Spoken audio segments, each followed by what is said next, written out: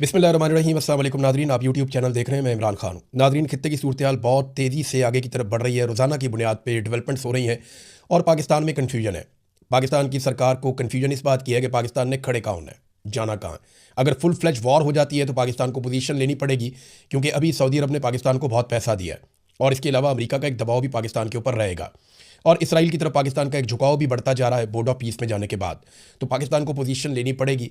एक कन्फ्यूजन के माहौल में बहुत सारे ऐसे लोग हैं पाकिस्तान में जो एस्टेब्लिशमेंट के हामी जाने जाते हैं। वो वक्तन फ़वक्तन ईरान के ऊपर इल्ज़ाम लगाते हैं। उनका ये कहना है ईरान ने हमारी बेइज्जती करवाई, ईरान ने हमारी नाक नीचे लगवाई, ईरान ने हमारे साथ धोखा किया। इस किस्म के बयानात वो लोग दे रहे हैं। फील्ड मार्शल खुद गए लेकिन ईरान नहीं माना। देखिए, ईरान जंग के दौरान नहीं माना। हमें पहले ये देखना पड़ेगा कि हमला किया किसने, आगाज़ किसने किया लड़ाई का। लड़ाई का आगाज़ किया अमेरिका ने और ईरान ने। आयतुल्ला खामनाई जो सरबराह है मजहबी नौयत के ईरान में, सुप्रीम लीडर हैं, उन्हें कत्ल किसने किया? अमेरिका ने और इसराइल ने। मासूम बच्चियों को पहले ही हमले में कत्ल कर दिया गया, बहुत बड़े पैमाने पर कत्लेआम हुआ। अब ये सारी चीज़ें होने पर ईरान ने सरेंडर नहीं किया। उन्होंने बहुत मार खाई लेकिन सरेंडर नहीं किया, बल्कि वो जवाबी कार्रवाई करते रहे। तो अब वो सिर्फ इसलिए सरेंडर कर दें क्योंकि हम कह रहे हैं कि आप कुछ मुतालबात ज़्यादा तस्लीम कर दें, हालांकि बात बन गई थी। और ये जो बात बन गई थी इसकी गवाही पाकिस्तान के अंदर अब बहुत सारे सहाफ़ी आहिस्ता आहिस्ता देना शुरू हो गए हैं।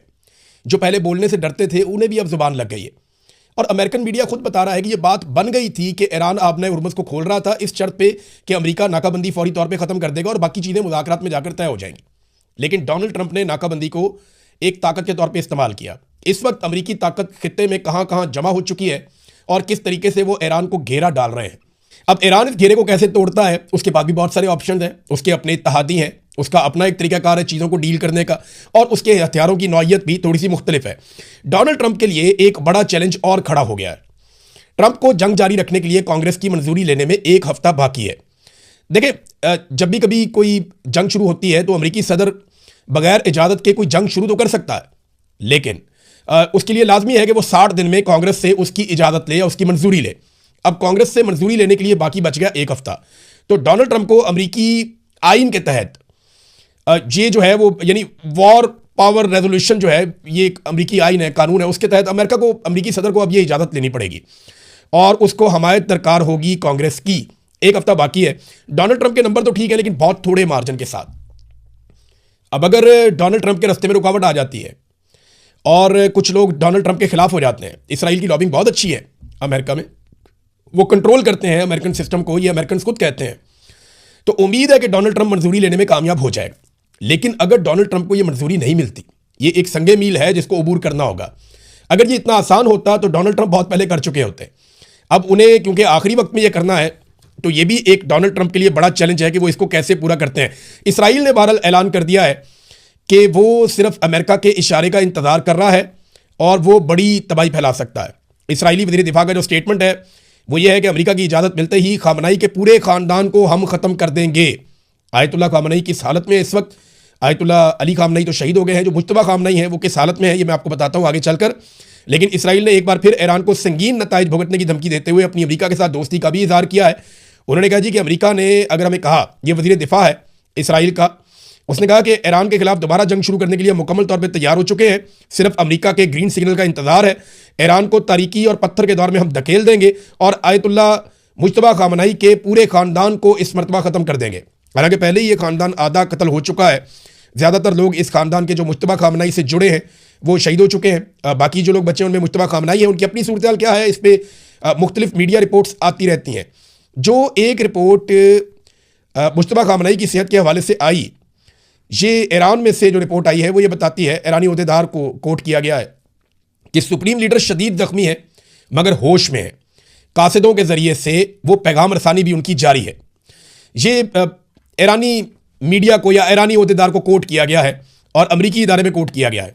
अमरीकी अखबार न्यूयॉर्क टाइम ने दावा किया है कि ईरानी सुप्रीम लीडर ज़हनी तौर पर पूरी तरह मुतहर्रिक हैं और मजबूत हैं और बाखबर हैं, लेकिन मुल्क के अहम फैसले अमनन पासदारान इनकलाब के आला कमांडरों के एक ग्रुप के जरिए किए जा रहे हैं। हाँ, ये है कि वो अपनी पैगाम जो है वो पहुँचाते रहते हैं। वो एक बड़ी महफूज जगह पे मौजूद हैं। जो फ़िज़ाई हमला किया गया था उसमें वो शदीद ज़ख्मी हो गए थे और अभी तक वो तिब्बी टीम की निगरानी में हैं। ईरान के सीनियर अहदेदार ने बताया कि सुप्रीम लीडर मुज्तबा खामनाई शदीद ज़ख्मी हैं मगर होश में हैं। उन तक पैगामात हाथ से लिख कर जा रहे हैं और वापस वहीं से तहरीरी तौर पर उनके जवाबात भी आ रहे हैं।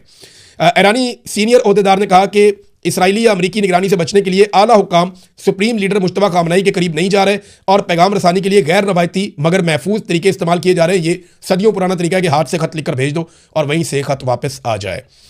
अच्छा, अब उनकी सेहत के बारे में ये बताया जाता है कि उनके ऊपर जो अटैक हुआ उसमें उनकी एक टांग के 3 सर्जरीज उनकी हो चुकी हैं मुबैना तौर पर इसलिए कह रहा हूँ कि ये अमेरिकन मीडिया रिपोर्ट कर रहा है, ईरानी सोर्सेज से रिपोर्ट कर रहा है, तो इसलिए मैं आपको कह रहा हूँ मुबैना तौर पे कि 3 मरतबा उनकी टांग की सर्जरी हुई है और इस बात का खदशा है कि शायद उनको जो है वो नकली टांग लगानी पड़े। लेकिन बार बार उनकी सर्जरीज की जा रही हैं। उनका हाथ जो शदीद जख्मी था वो अब बेहतर हो चुका है इस रिपोर्ट के मुताबिक। उनके चेहरे पे जो जख्म आए थे उनका भी इलाज जारी है और ये उम्मीद की जा रही है कि आयतुल्लाह मुश्तबा खामनाई को शायद जो है वो आने वाले वक्त में उन्हें कोई सर्जरी भी देनी पड़े, प्लास्टिक सर्जरी वगैरह कोई ऐसा काम करना पड़े। बहरहाल उनका अपना एक स्टेटमेंट भी आया है, मुश्तबा खामनाई का एक स्टेटमेंट जारी भी किया गया है और वो जो स्टेटमेंट है वो क्या कह रहा है, हम वतनों के दरमियान पैदा होने वाले गैर मामूली इत्तेहाद की बदौलत दुश्मन की सफ़ों में दरार पड़ गई है। इस नेमत के अमली शुक्राने के साथ ये हमांगी मजीद अजीम और फौलादी बन गई है और दुश्मन मजीद बदहाल और कमज़ोर होंगे। दुश्मन की मीडिया कार्रवाइयाँ लोगों के जहनों और नफ्सियात को निशाना बनाकर कौमी इत्तेहाद और सलामती को नुकसान पहुँचाने का इरादा रखती हैं। दुआ है कि हमारी गफलत इस नापाक इरादे को पाया तकमील तक ना पहुंचने दे, यानी हम कोई ऐसी गफलत ना करें जिससे दुश्मनों का इरादा कामयाब हो जाए। तो ये आयतुल्लाह मुश्तबा खामनाई का एक ईरानी कौम के नाम पैगाम आया। डोनाल्ड ट्रंप से कुछ सवाल भी किए गए मीडिया की जानिब से। एक सवाल उनसे ये पूछा गया कि क्या आप ईरान के खिलाफ एटमी हथियार इस्तेमाल करेंगे। हालांकि इससे पहले खबर आ चुकी है कि डोनाल्ड ट्रंप ने एक मौके पर एटमी कोड्स मांगे थे। इसकी तस्दीक तो नहीं हुई, लेकिन यह दावा किया गया अमेरिका में कि एटमी कोड्स उन्होंने मांगे तो उनको इनकार कर दिया गया। लेकिन ट्रंप ने कहा यह अहमकाना सवाल है, बिल्कुल मैं ऐसा नहीं करूंगा। रवायती हथियारों से हमने ईरान को तबाह कर दिया है, तो हमें दूसरे हथियारों की ज़रूरत नहीं है। ये डोनाल्ड ट्रंप ने स्टेटमेंट दिया। फिर डोनाल्ड ट्रंप ने एक और बात की है, उनसे सवाल किया गया कि आप कब तक ईरान का इंतज़ार कर सकते हैं, कितनी देर आप ईरान के जवाब का या मुआहदे का इंतज़ार करेंगे। तो डोनाल्ड ट्रंप ने कहा जनाब हमारे पास तो बहुत वक्त है, वक्त तो ईरान के पास नहीं है। फिर उसने कहा मुझे कोई जल्दी भी नहीं है। फिर डोनाल्ड ट्रंप ने कहा जी कि वियतनाम की लड़ाई 18 साल चलती रही है, इराक की लड़ाई का उन्होंने हवाला दिया, उन्होंने बहुत सारी और लड़ाइयों का हवाला दिया। कोई लड़ाई 7 साल चली, कोई 14 साल चली, कोई 18 साल चली, तो अभी तो 6 हफ्ते हुए हैं और मुझे कोई जल्दी नहीं है। और क्योंकि देखिए साफ़ी बार बार ये इसलिए पूछते हैं कि यूरोप के ऊपर प्रेशर बढ़ रहा है, एशिया के ऊपर प्रेशर बढ़ रहा है, अफ्रीका के ऊपर प्रेशर बढ़ रहा है। बहुत सारे ममालिक हैं जिनकी इकॉनमी जुड़ी हुई है इस रीजन के साथ, आबने हुर्मुज़ के साथ, वो सारे ममालिक मुतासर हो रहे हैं और ट्रंप साहब अपने हथियार वहाँ पे पहुँचा रहे हैं और ईरान भी अपने हथियारों की तैयारी कर रहा है। ये एक और बिल आप चेक करें, ये बिल आ गया नादरीन, 73 यूनिट का बिल है और 12,871 रुपये फ़ी यूनिट। अगर आप डिवाइड करें तो 175 रुपये 90 पैसे का यूनिट बनता है, लगभग 176 रुपये का एक यूनिट। और ये 73 यूनिट का बिल है, 100 यूनिट से भी कम का।